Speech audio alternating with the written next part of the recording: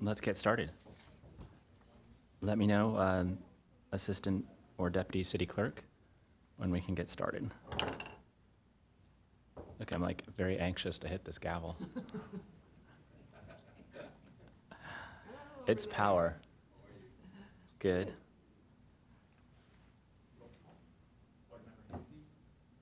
Oh, I haven't even called the meeting to order yet. That's my line. I get to do that.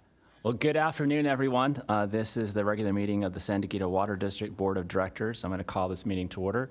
It is 5 p.m. And Deputy City Clerk, can we do a roll call? Board Member Kranz. Here. Vice President Blakespear. Here.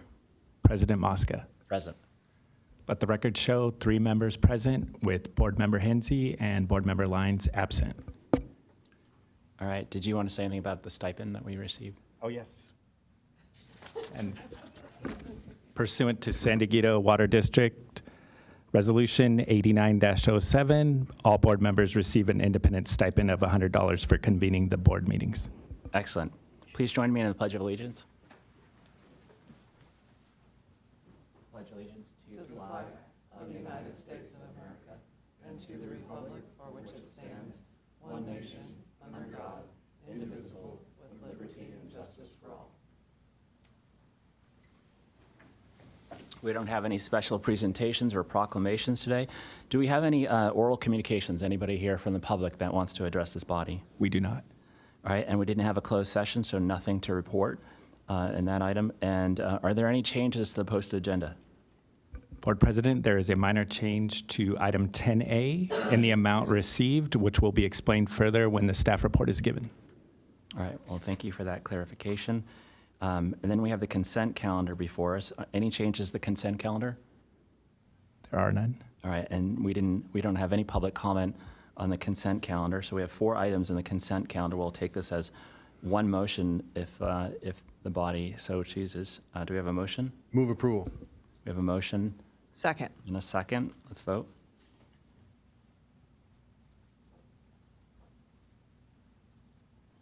Board Member Kranz.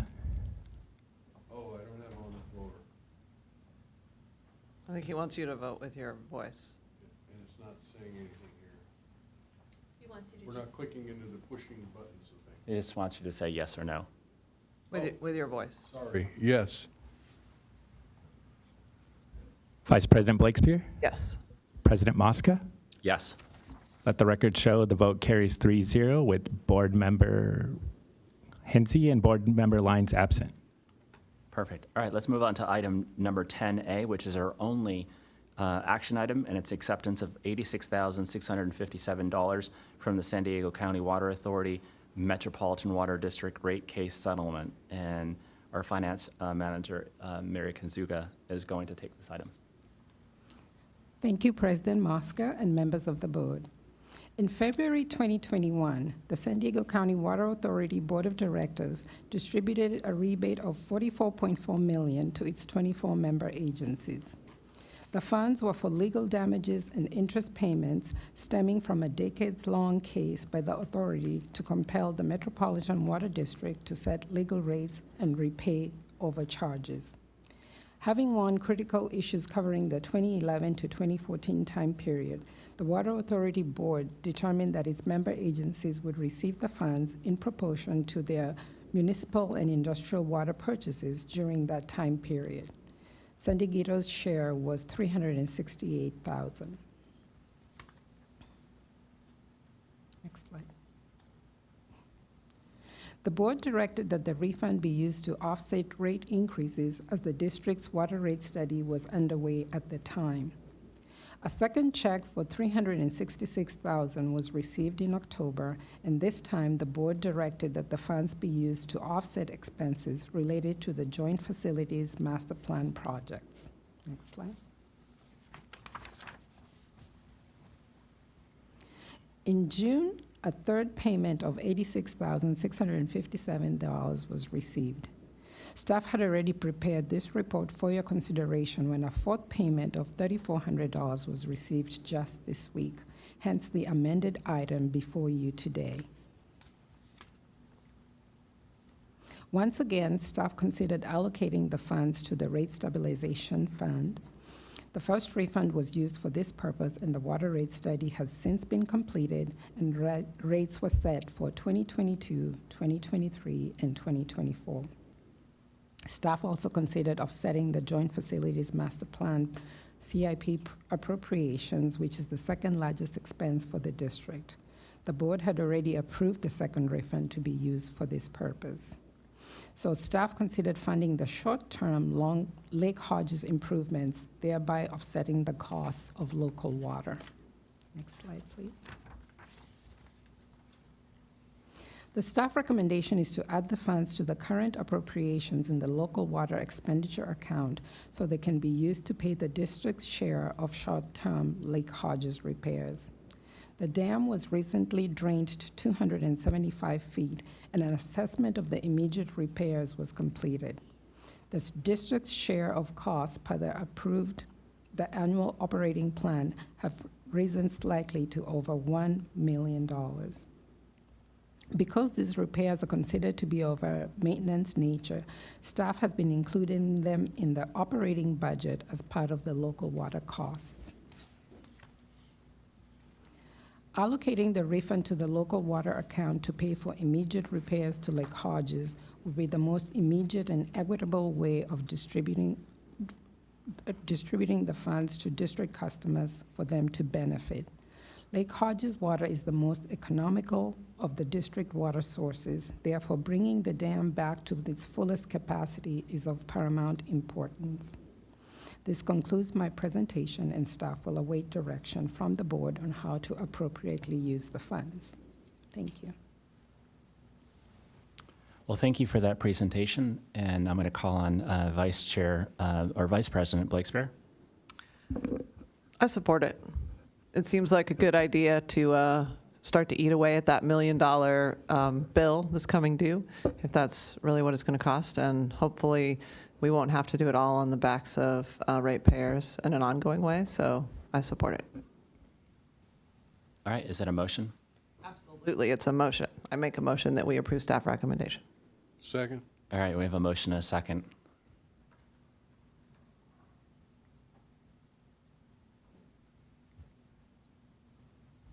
We could put it toward any number of things, but this makes sense, I think, especially since this bill is just going to continue to climb over the next decade as we're dealing with the interim measures and then the long-term measures. Board Member Krantz, Yes. Vice President Blakespeare, Yes. President Mosca. Yes. Motion carries 3-0 with Board Member Hensy and Board Member Lyons absent. All right, we're now at our only informational item, which is water resources update, and water resource specialist Han is going to take this item. President Mosca, members of the board, thank you for the time. I'm here to present the water resources update. Just for your information, we've changed the format and the name of this report from the water supply conditions update to the water resources update, and updated the format as well. So eager for your input on that as well. Just to kind of cover what we'll be going through in the way of updates. First, we'll be covering the drought and conservation updates.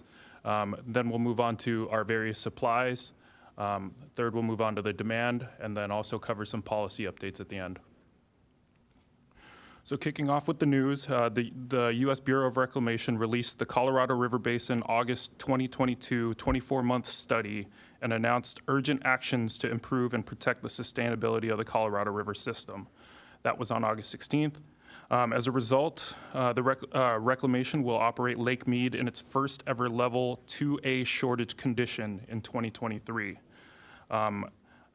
There is no required water savings contribution for California in 2023 under this condition, but that will be revisited as conditions change. Moving on to some news from the state. Governor Newsom released California's water supply strategy, adapting to a hotter and drier future. That was on August 11th. The document mentions that DWR anticipates a 10% reduction in water supply by 2040 within the state. As a result, this document lists specific actions that will increase and diversify the state's water supply, including targets and actions related to above and below ground storage, groundwater recharge, recycled water, desalination, and other categories in order to adapt to the effects of climate change.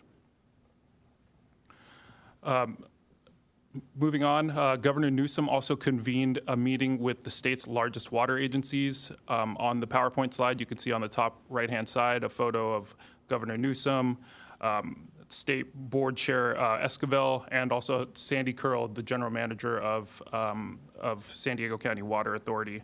The meeting was a follow-up to the emergency drought declaration in June, in which the governor stated that he would be tracking the progress of urban water suppliers on their conservation. At the meeting, the governor recognized that conservation is trending in the right direction and rallied water suppliers to do more. Some local news for you. San Diego County Water Authority's Board of Directors adopted a resolution reaffirming the agency's commitment to conservation and also hosted a press conference with California Natural Resource Agency's Secretary Crowfoot and excuse me here, and Mayor Todd Gloria of the City of San Diego. This press conference and resolution has kicked San Diego County Water Authority's drought outreach into high gear. Sandy Curl, along with other staff, have been very active in speaking to community NGOs and industry groups. In addition, the County Water Authority communications team has put an emphasis on non-English language materials and have been targeting DAC communities with information about water-saving incentives. Moving on to the district's drought outreach. Since the drought declaration, the district has released a joint press release with Olivenhain Municipal Water District on emergency drought regulations. We partnered with Olivenhain to do so in order to deliver Encinitas residents with streamlined and clear information that applies to customers of both districts. In addition, the district has also launched a quarterly newsletter in July. This concise and mobile-friendly newsletter highlights pertinent stories, conservation efforts, and promotes conservation rebates and incentives. You can see an example of our first post on the PowerPoint. The district is also identifying community events. We coordinate with our neighboring agencies and the County Water Authority to attend these events and conduct in-person outreach. San Diego Water District is currently preparing for Encinitas EcoFest, and we'll also be using this as an opportunity to highlight the district's centennial. The district has also expanded our social media outreach. We continue to promote conservation rebates and incentives to our followers, and you can see an example of our posts in the bottom right-hand corner.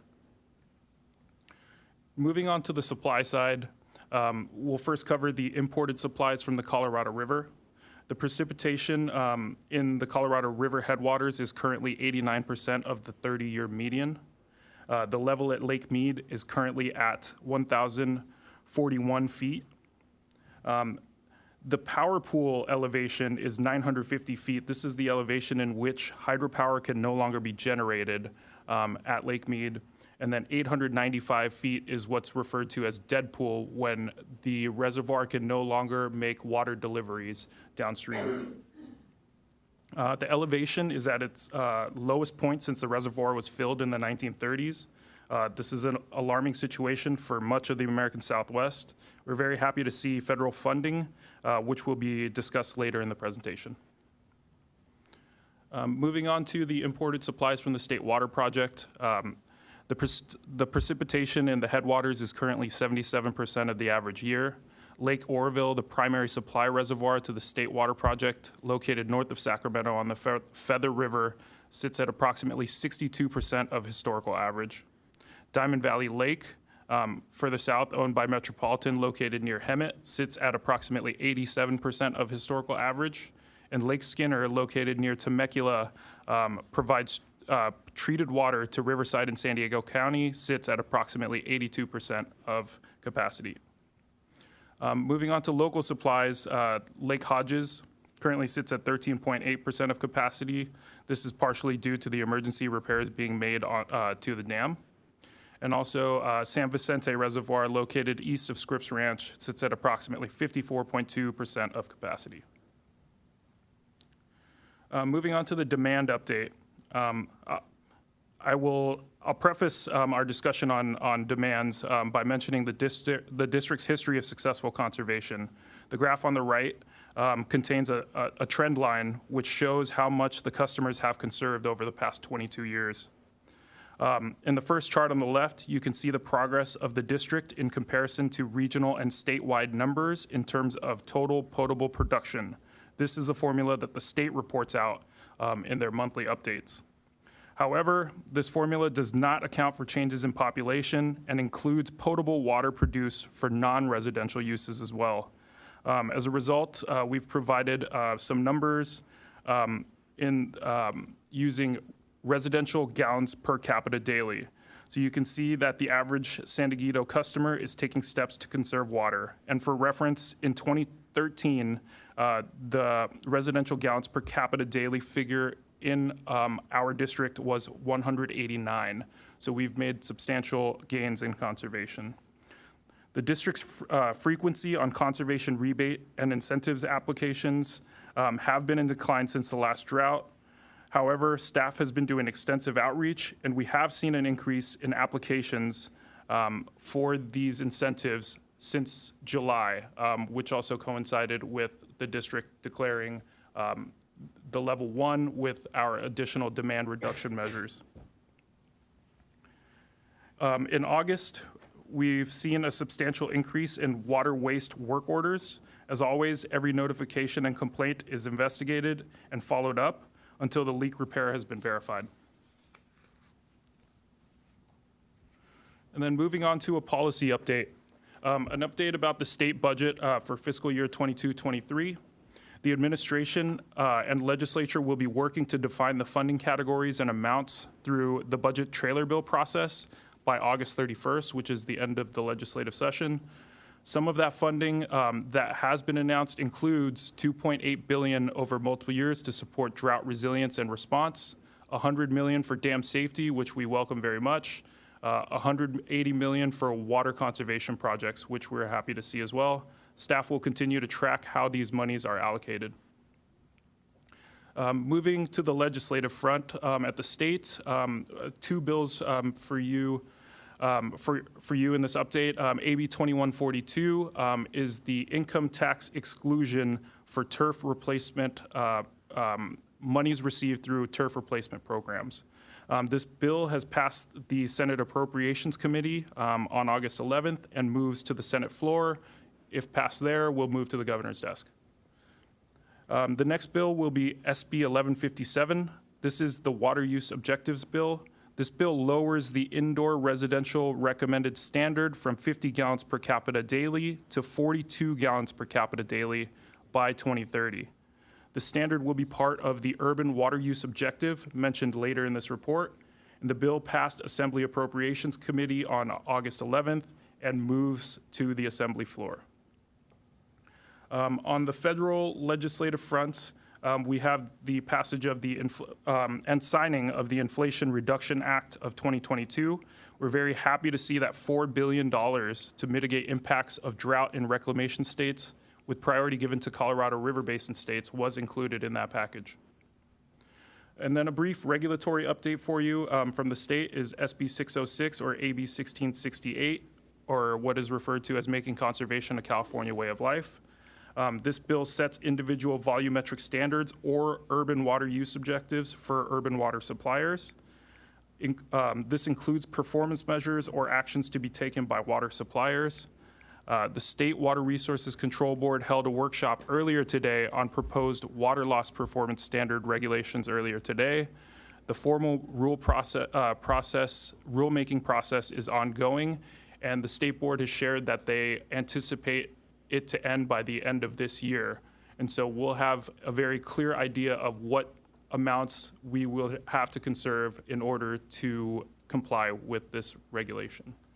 That concludes the report, and I'm happy to answer any questions. Vice President Blakespear. Well, thank you. That was very interesting. I just wanted to ask about two things and see if you or anybody on the team has any thoughts about them. One is that, if I'm correct, Oceanside has recently permitted a water park, and I have heard that idea floated for the future of the Del Mar Fairgrounds as well, like a massive wave pool water park. And I wonder about how that fits in with conservation goals around water use. And if you hear any discussion of this at different policy levels you're involved with or otherwise. I am myself, I'm not aware of anything in regards to Oceanside. The only thing I know about Oceanside is they have the pure water project that they have in place, but water park, I don't really know the details of that project.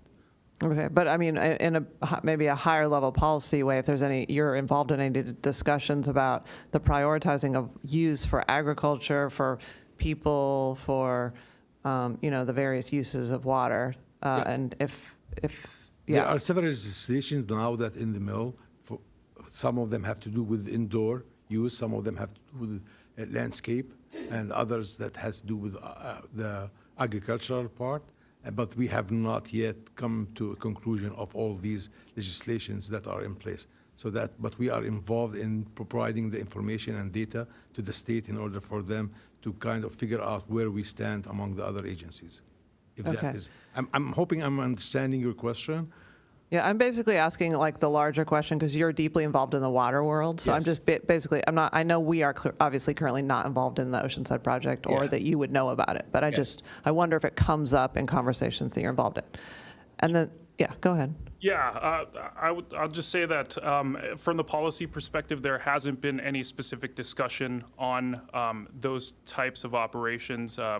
But obviously, there is that public perception piece that we see in the news. But just as a point of clarification, for a water park such as that, being a commercial operation, the water that they use there is currently is considered processed water. And so that's not something that conservation measures regulate at all. That's not going to be an area that's targeted by the forthcoming Making California a conservation way of life regulation. Well, that's very interesting. So processed water, is it potable? Yes. Wow. So it's somehow like off the books. Yes, that's taking into consideration that other businesses, require water, and that conserving those resources might be a financial burden to other businesses as well. Okay. Thank you. I appreciate you sharing that with me. And my second question is if you are aware of any policy discussions about making gray water more common and easier to get regulatory permits for. Sure. I'm not aware of that. I believe gray water would be regulated by the regional boards. And so I'm not aware of any regulations within the San Diego region. But I know that in other parts of the state, gray water is something that's being considered as a recyclable source of water. Okay. Okay. Thank you so much. I do think that it does, as San Diego County Water Authority was making the argument with the state that we've made lots of investments to insulate ourselves from the drought, that we got caught up with messaging that really went sideways with a lot of our customers because it flies in the face of what the state's saying about drought and our need to do more conserve more water. And so I think what Vice President Blakespear is saying is the same thing, which is like even if it's water that is, it's not it's segregated from the potable drinking water, and they're paying a high premium for that water, and they're basically cleaning it up. It sends the message that water is plentiful. So it just seems to, and I know that even on the recycled water side, I'm sure there are going to be people that would push back against me because there are a lot of folks that put in recycled water for golf courses and other things, and they've spent a lot of money to do that. And one of the reasons they do that is because they're not subject to some of the cutbacks. But again, when people see that watering of massive amounts of turf, that they're thinking that the water is plentiful, but in fact it's not, and they should be conserving. So Board Member Lyons is going to bring back an initiated item at one of our future meetings to talk about conservation and just exploring this issue a little bit more. We've had great success with conservation within this district, within the county of San Diego, but what more can we do? And I think that's something that we're going to kind of continue to explore, not only because of the bills that are coming down and the fact that we need to do it, but for all the reasons that we've seen in terms of the data of the Colorado and other things. Thank you for the presentation. That was a good presentation. I'm glad that the federal government actually stepped in and is doing something about the Colorado. It's clearly the upper and lower basin states weren't able to do something, and I'm glad that that in some ways that there was a recognition of all the conservation that California has made so far, and there haven't been any cuts to California, specifically San Diego County so far. And I like where the governor's going, and I think you showed that slide with Sandy Curl, the general manager, San Diego County Water Authority, at the table there, and I think that she's done an amazing job, along with a lot of the leaders of County Water Authority, to impress upon the governor, our position in terms of conservation and a portfolio approach to water supply, and it appears to be the policy of the governor's office now, that they are moving full steam ahead on potable reuse and investing in that, investing in dams, investing in storage. So it's great to see that San Diego is leading the way, and that we have policy that makes sense for the entire state. And we really do need to do much more in terms of conservation, but also look at the future of supply. So this was a great presentation. Thank you so much. All right, Board Member Kranz? Yes, I do appreciate the presentation. I was interested in the governor's declaration and the resulting public relations efforts, if you will. And he does have a handy-dandy 20-page or so PDF report about, the efforts that will be undertaken in order to address the reduction in Colorado River water. And when I was looking at that document, I found it to be quite interesting because it had itemized of the amount of the billions of dollars that were going to be allocated to address the reduction in Colorado River water. It had it all broken out, and it had categories such as stormwater harvesting, one of my favorite subjects. And I think that the other, so that was the breakdown, and I hope that somebody on our staff is analyzing what pots that have been designated this early might we be able to draw upon. And because I think that we want to make sure that we take advantage of these opportunities. Now, I know this is early and that's going to be subject to the sausage making process, but in the end, I do expect there will be some very important opportunities to obtain resources from the state. I think for this board and the County Water Authority and other agencies, small agencies throughout our region, it's going to be really important that we start shifting the conversation from this notion of gray water, black water, stormwater, and just start calling it water, and really working to identify how to make potable reuse a much bigger part of the equation here. And along those lines, the report that the governor put out did say that they hope to have the potable reuse regulations all finalized by the end of next year. So I hope that we're preparing for that as well. And so, we are a relatively small agency with a mission to our customers to deliver potable water. And we have engaged in conversations with a couple of wastewater agencies, and I just once again want to emphasize that those conversations are really critical, and that the sooner that we can advance the opportunities to take that wastewater and turn it into a potable reuse project, the better. So that's my hope, is that as a board that we can get behind the notion that we need to remove the categories around each of these agencies and just start focusing on how do we improve the water supply for residents of our region.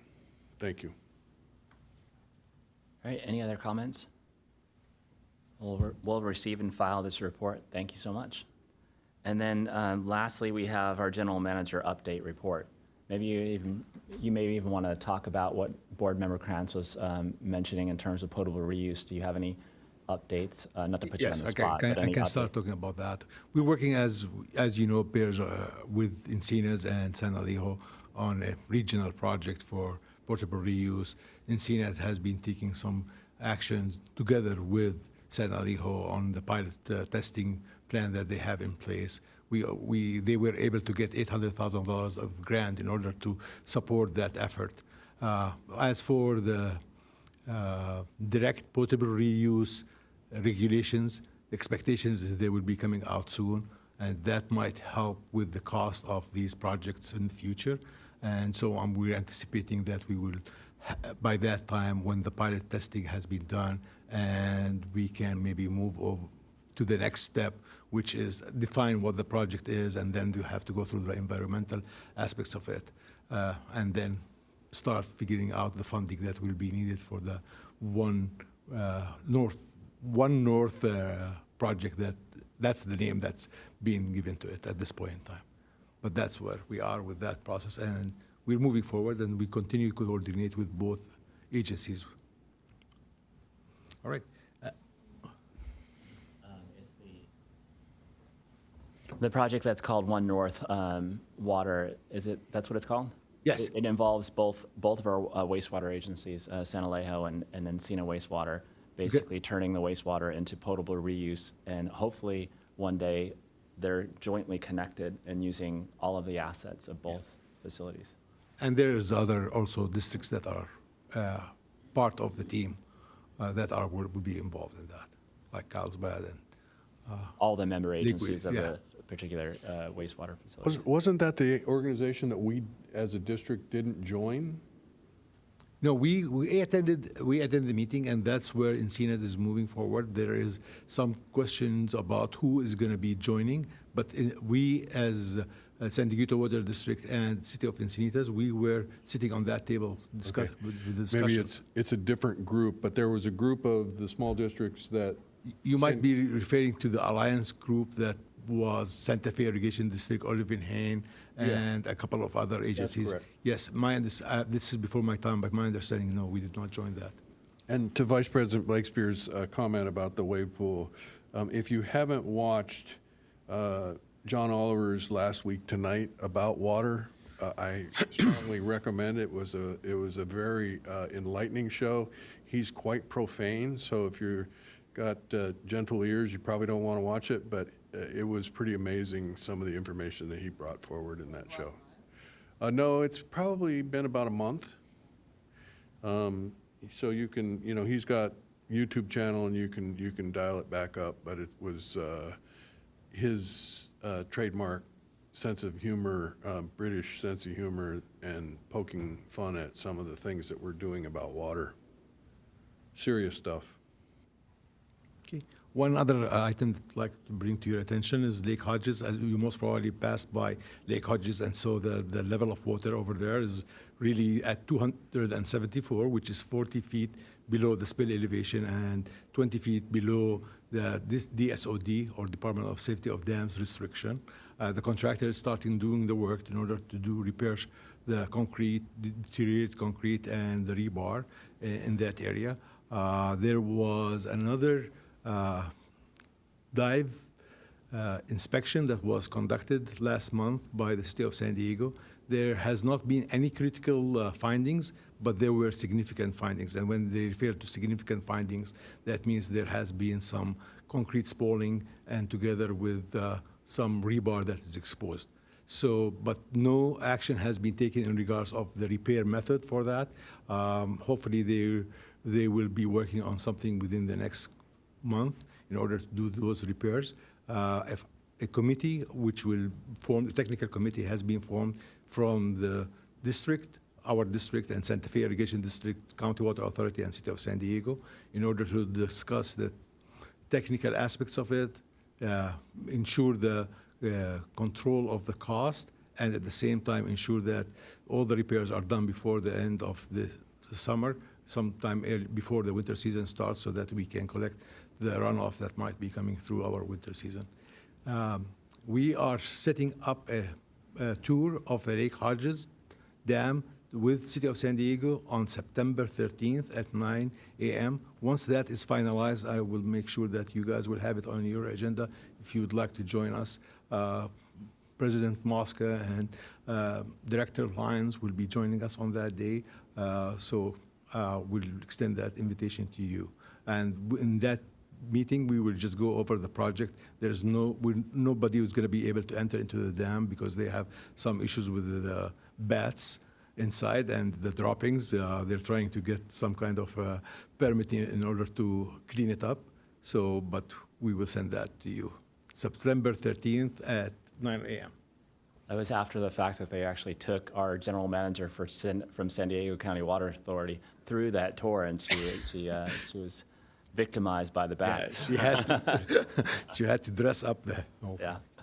Yeah, so that tour is going to be, I think, very informational, and hopefully, if you guys can make it too, I think it's going to be very helpful to understand just the level of the interim and early kind of engagement and repairs that have to be done to that dam, and just kind of see even some of the options in terms of long-term fixing of that dam, which probably will mean a brand new dam downstream. But it's good to take a tour of that, and I'm very happy that our general manager is working on this kind of technical committee to work with the city and the other district and also County Water Authority, just to ensure that we're always communicating well about what's going on, and that we're understanding of what's going on, which is obviously then, it means more money when a lot of these things happen, and there's more that they're doing. So it's good to be at the table. What time is this tour? 9 o'clock on September 13th. Most probably we'll meet half an hour before that so that we can drive over there. So And we won't go through the bats. So it's like No. 9 to 11 or what? it's supposedly 9 to 10:30. That's what the city staff is available to give us the tour. Okay, thank you. All right, any other items in your report? Nope, I'm done. All right, thank you. All right, so that's the end of our agenda. So we I didn't ask anybody have anything to report pursuant to AB 1234. All right, so we're at the end of our agenda, so I'm going to adjourn this meeting. Thank you.